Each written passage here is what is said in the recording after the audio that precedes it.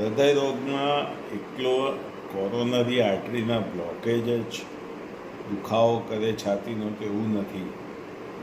Coronary આર્ટરીના blockage stable કન્ડિશનમાં હોય તો ચાલતા દુખાવો કે જમ્યા પછી દુખાવો થાય, ભીસ થાય અને પર્સ્પિરેશન થાય. અને જો એક્યુટ એ બ્લોકેજ રપ્ચર થાય એક્યુટ તો સિવિયર ચેસ્ટ પેઇન જે 3 સોર્બિટેડ 5-5 મિનિટના અંતરે આપવા છતાં પણ ના મટે તેવું ચેસ્ટ પેઇન થાય.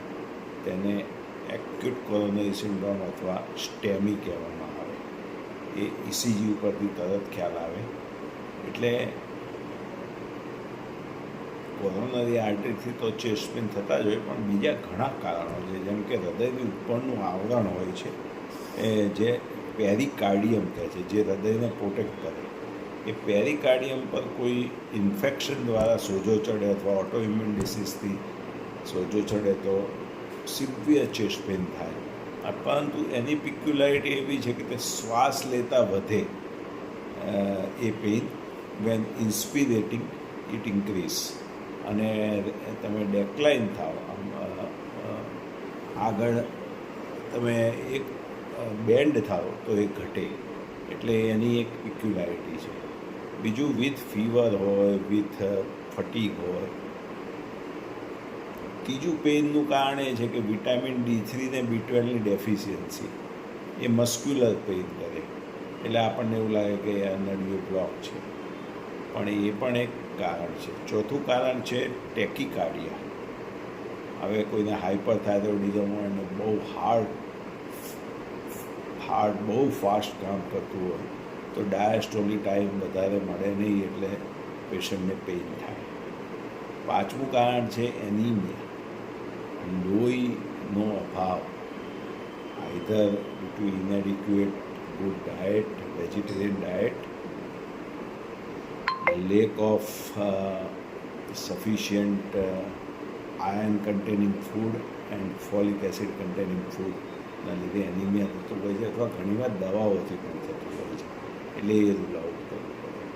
પછી આ બધા જે દુખાવા છે તે ક્રોનિક છે.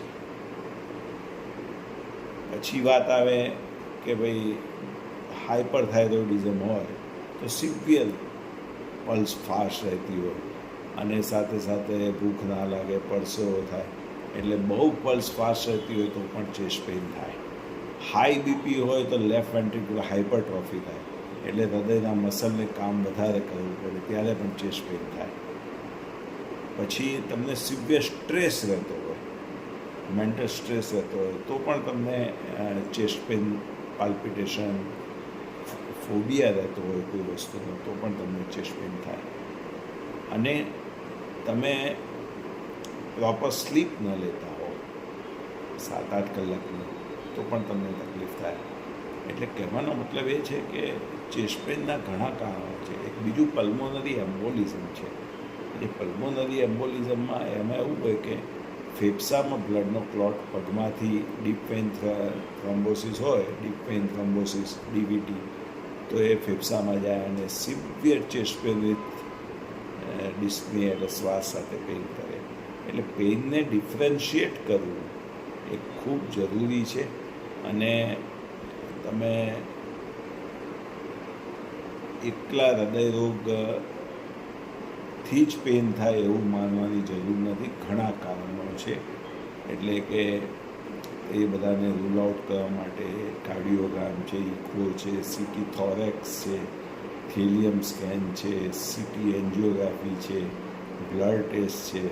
આ બધા ટેસ્ટ છે જેનાથી આપણે રૂલ આઉટ કરી શકીએ કે ભાઈ એક્યુટ પેઇન હોય તો આપણે તરત જ ECG કાઢીને ST એલિવેશન કે ST ડિપ્રેશન છે અને બ્લડનો ટેસ્ટ ટ્રોપોનિન આઈ કરાવીને આપણે જાણી શકીએ કે ભાઈ આ એટેક છે કે નહીં. પછી ક્રોનિક પેઇન છે એને ડિફરન્શિએટ કરવા માટે ઘણા ટેસ્ટ છે કે જે આપણે કરાવવા જરૂરી હોય છે.